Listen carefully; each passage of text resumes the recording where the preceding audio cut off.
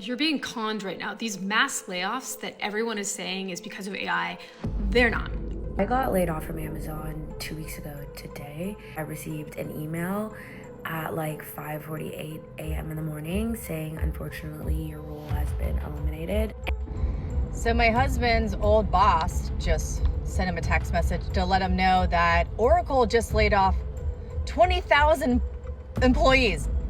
20,000 employees. Welcome back to Edwards Economics. My name's Kaylin, and the companies that are laying people off in 2026 aren't exactly doing it because they're going broke. They're doing it because they figured out they can. So far this year, tech companies alone have announced over 123,000 job cuts. That's up 66% from last year. And a lot of those companies are already profitable, like very profitable. Oracle cut 30,000 jobs.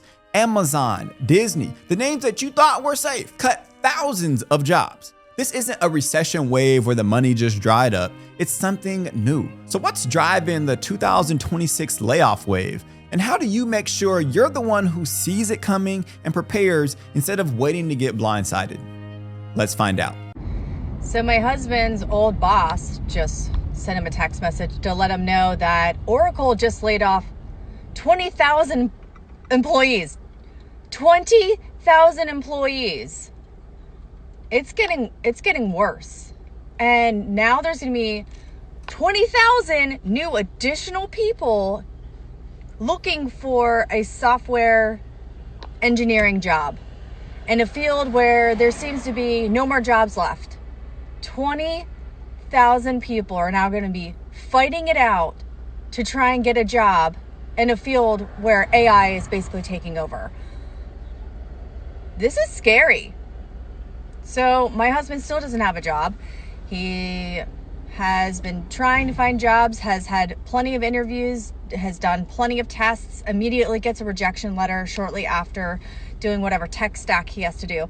But now there's 20,000 more people looking for a job. Wow. In that area. Just let go of 20,000 people. That's insane. Any of the tech workers still unemployed from the mass layoffs, have y'all been getting feelers sent out by recruiters yet? Suddenly I have a lot of recruiters in my inbox for contract work 6 months to 1 year at a time, but they are all hiring for a ridiculously low hourly rate. So jobs that I used to go on where I would be making $50 to $70 an hour are now hiring for $25 to $30 an hour, which is about the same amount that I make doing retail management work, except with my retail manager's job, I at least get benefits. The whole reason for a high hourly is that you are charging for the benefits that you do not get as a salaried employee, including things like job security, your 401k, and your health insurance. We are undergoing a major salary reset for the tech industry at the very least, if not across the board. They are trying to get white-collar workers as close to the minimum wage as possible. I never thought about it like that. Reducing the salary, not even laying you off. I just thought, and I see the data for the layoffs, but just underpaying people and forcing them essentially to accept these low wages. Never once did I ever think my tech job, my cushy tech job, would be the equivalent of working retail. Never. And now I'm sitting here with interviews from the Big Five that offer the same amount as my retail job, but I mean less, honestly, because I don't get health insurance, I don't get benefits, and I don't get paid time off. My retail job is more competitive than the tech jobs I'm going out for, and I have 10 years of experience in high-level content strategy and algorithm work. This is wild. Never in all my years would I think that specialized work would be competitive or on par with my retail job. It could be in the next couple of years, these are the roles that are elevated the most and that plumbers regularly earn more than lawyers. What are the occupations that you genuinely believe won't exist 5 years from now? All of them.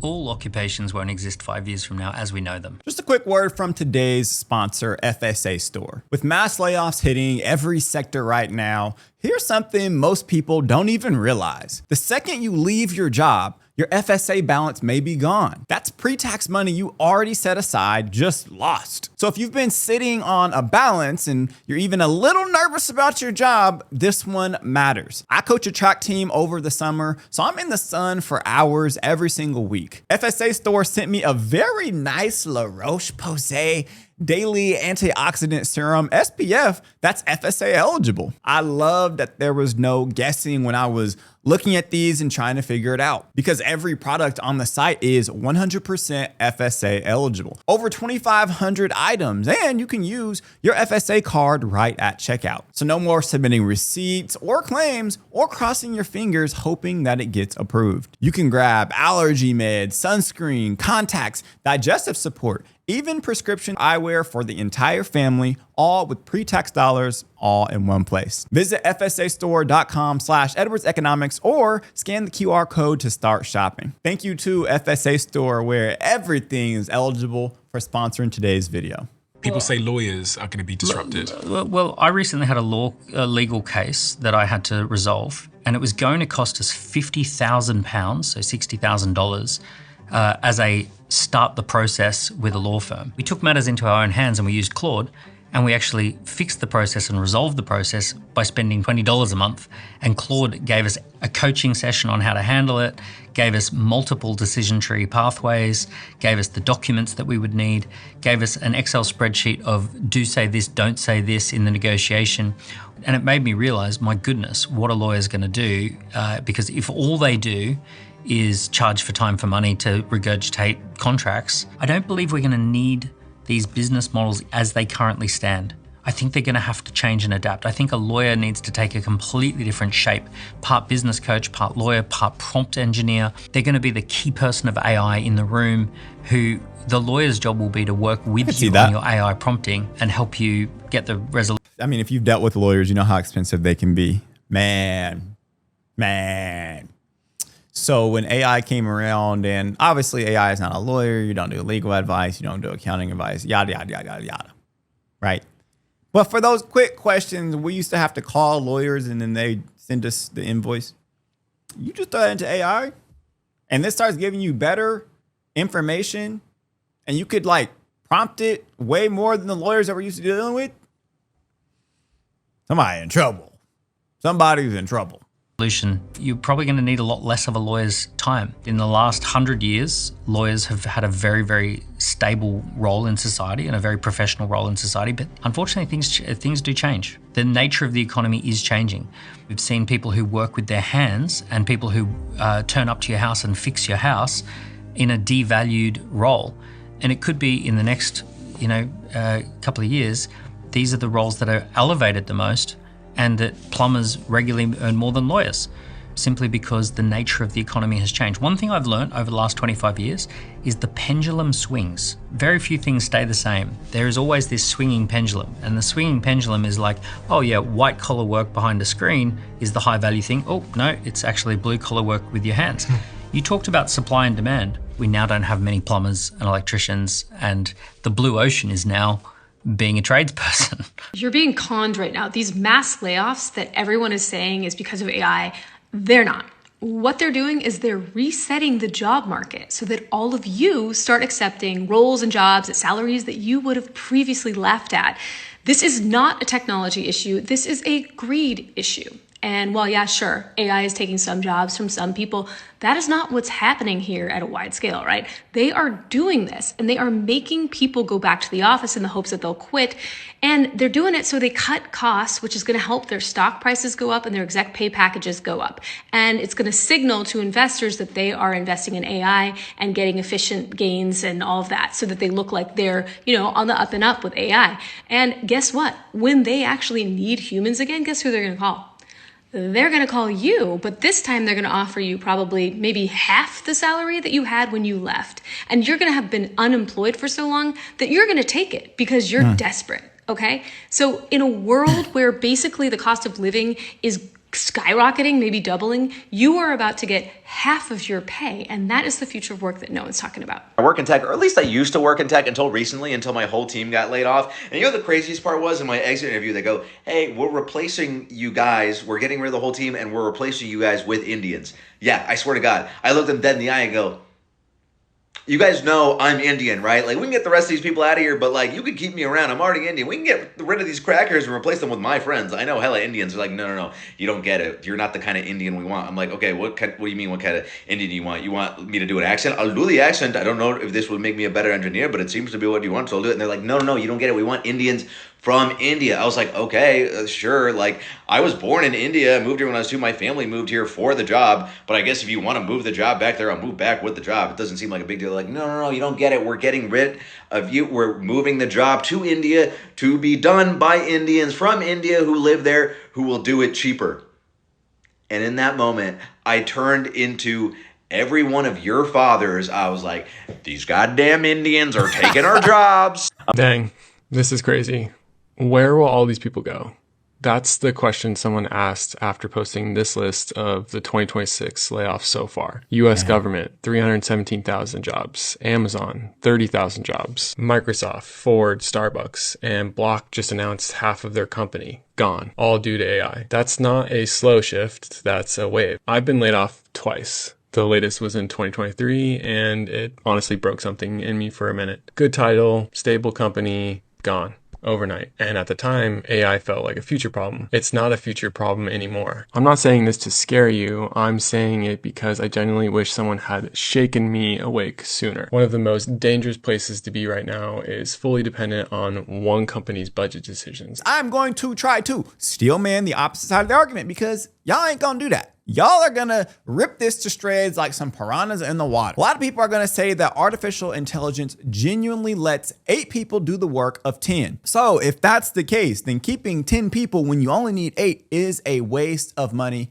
that eventually shows up as a worse product and a higher price for the consumer. Companies have blamed AI for almost 88,000 cuts this year, more than all of last year combined, and some of that really is efficiency. A leaner, faster company can be a healthier one. Everybody knows that. But here's where the argument starts to fall apart. A huge share of these cuts aren't coming from companies that are struggling. A lot of these companies, they're not struggling at all. They're coming from companies that are posting record profits. When Oracle cuts 30,000 people in a year, it's beating earnings. That's not survival, that's margin optimization. The layoffs stopped being the emergency lever you pull when you're drowning and became a routine quarterly tool to bump up the stock. AI is often the cover story, not the cause. A clean, futuristic reason to give Wall Street for a decision that's really, we just want the same output for less payout. And there's a second move underneath it. They lay off experienced people making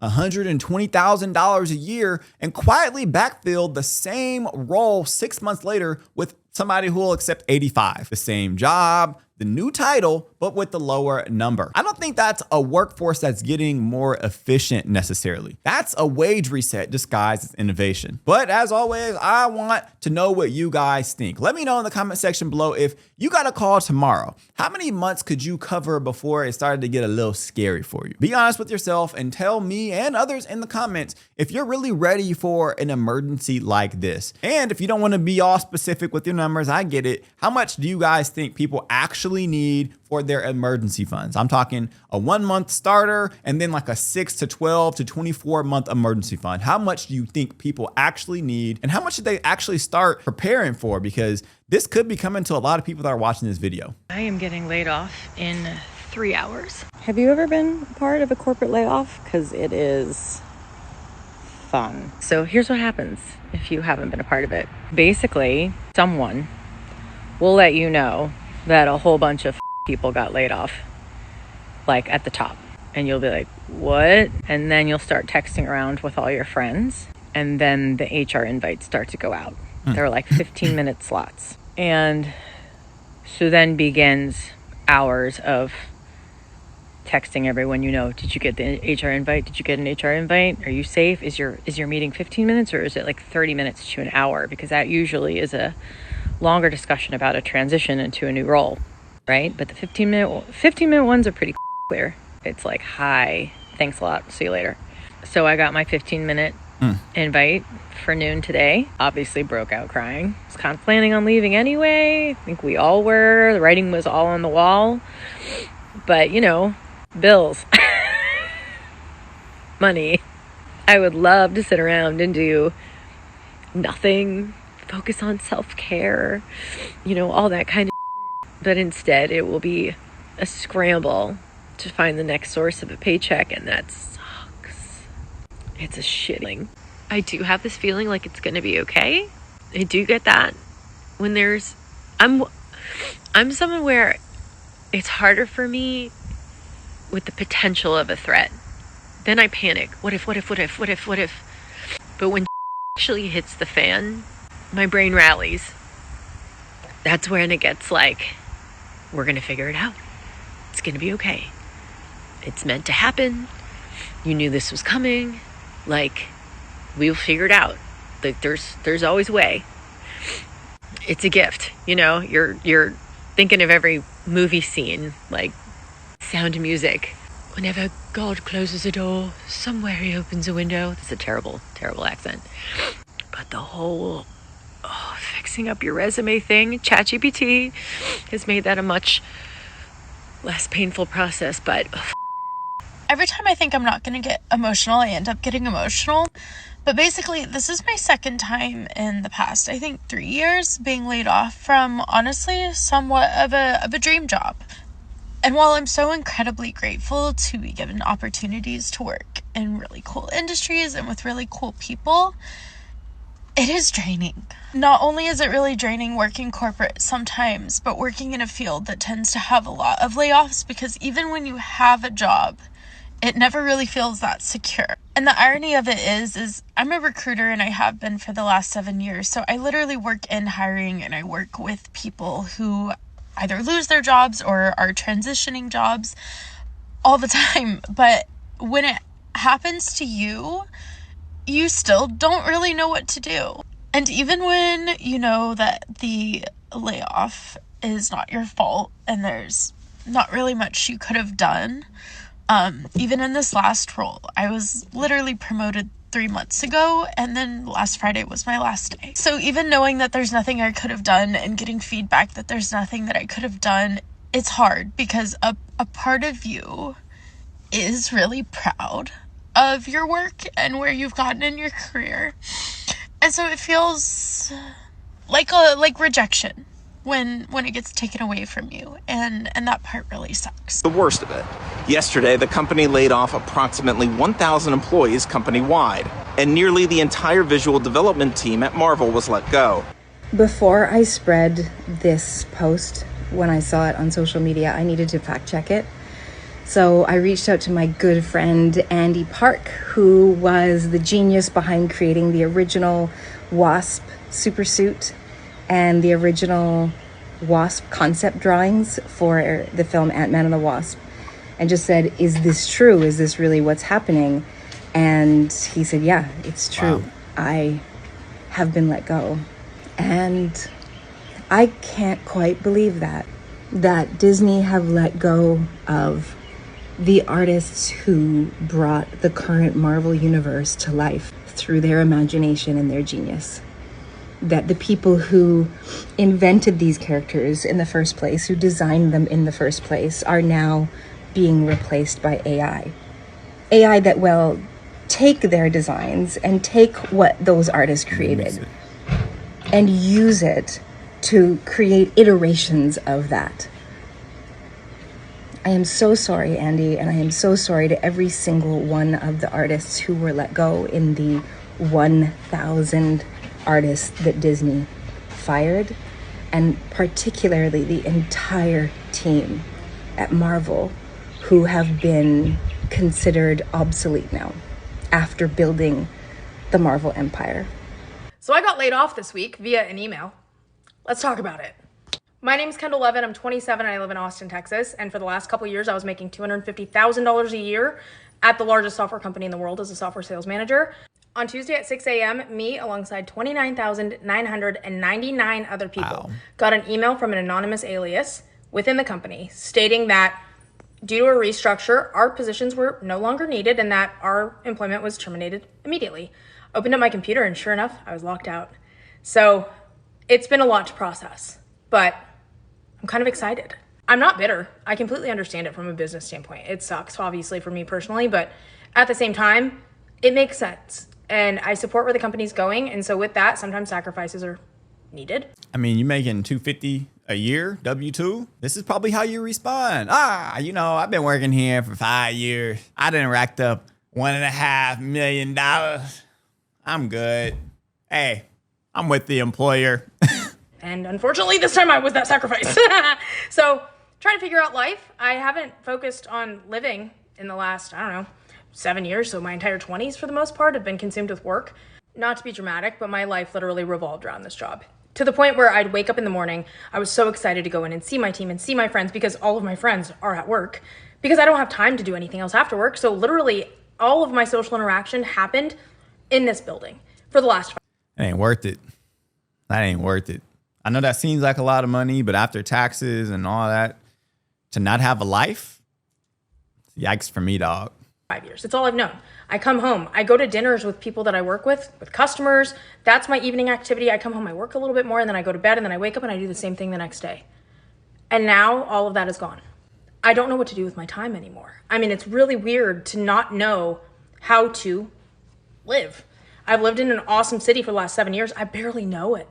I bought a house. I haven't even unpacked because I haven't had time. I'll show you my garage. Like, not even kidding. It's exactly where the movers left it. Do I even unpack? Like, am I going to be able to live in this house? How am I going to do it? How am I going to find another job? There's 30,000 other people that were laid off with me that are also looking for jobs. So what does that mean for me? I don't know. But I'll tell you what it means today. And that means that we're going to go live. One thing I was unprepared for in the professional world was how they do layoffs. There was this one guy who had worked at the company for 8 years. He had moved closer to the office to cut down his commute. He never talked bad about the company, and you could tell that this company was his life. One day, he gets a call from his boss who he had worked with for 8 years, and he joins a Zoom. Immediately, HR joins the call, and he knows what's going down. After that call, laid off, he goes back to his desk, picks up all his stuff, doesn't even say anything to anyone, doesn't say bye. I don't blame him though, he's probably in so much shock. Gathers all of his stuff, walks out the door. Just like that, 8 years and gone. That's how layoffs happen. And the craziest part was no one around me looked surprised because it's so normalized. It's just another day in the life. And even the people who had known this guy for 4 or 5 years weren't surprised. If you ever think a company cares about you, just know they don't.